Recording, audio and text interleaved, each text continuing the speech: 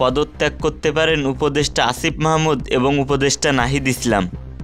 পদত্যাগ করতে যাচ্ছেন অন্তর্বর্তীকালীন সরকারের তথ্য উপদেষ্টা নাহিদ ইসলাম এবং যুব ক্রীড়া উপদেষ্টা আসিফ মাহমুদ। নতুন দল ঘোষণার জন্য আগামী 15ই ফেব্রুয়ারির মধ্যে তারা পদত্যাগ করবেন বলে শোনা যাচ্ছে।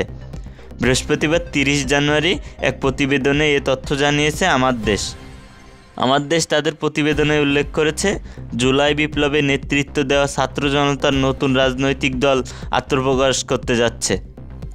দল ঘোষণার আগে আগামী 15ই ফেব্রুয়ারির মধ্যে সরকার থেকে পদত্যাগ করতে পারেন তথ্য উপদেষ্টা নাহিদ ইসলাম এবং ক্রীড়া উপদেষ্টা আসিফ মাহমুদ।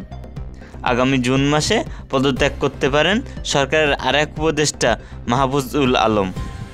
জানা গেছে, ছাত্র জনতার নতুন দল প্রথমে আহ্বায়ক কমিটি ঘোষণা করবে, আর এই কমিটির সদস্য সচিব হতে পারেন নাহিদ ইসলাম। ছাত্রদের নতুন দলের গঠনতন্ত্রের কাজ চলমান রয়েছে।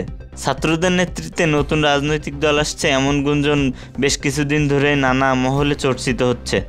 সম্প্রতি এ বিষয়ে বিএনপি মহাসচিব মির্জা ফখরুল ইসলাম আলমগীর বলেছেন, ছাত্রদের প্রতিনিধি সরকারে রেখে তাদের নেতৃত্বে রাজনৈতিক দল গঠন করে নির্বাচনে আসলে তা কখনোই মেনে নেওয়া হবে না।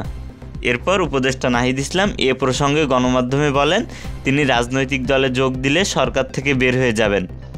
জানা গেছে, সম্প্রতি জাতীয় নাগরিক কমিটির একটি বৈঠকে বেশিরভাগ সদস্য মতামত দিয়েছেন যে অন্তর্বর্তী সরকারে থাকা এক বা একাধিক ছাত্র উপদেষ্টার পদত্যাগ করা উচিত। সাধারণ মানুষের কাছে যেসব ছাত্র উপদেষ্টার গ্রহণযোগ্যতা বেশি, তাদের পদত্যাগ করে নতুন রাজনৈতিক দলে যুক্ত হয়ে নেতৃত্বে আসা প্রয়োজন। তিনি বলেন, বাংলাদেশের কৃষক, শ্রমিক, ছাত্র জনতা অধীর আগ্রহে অভ্যুত্থানের নেতৃত্বের দিকে তাকিয়ে আছে।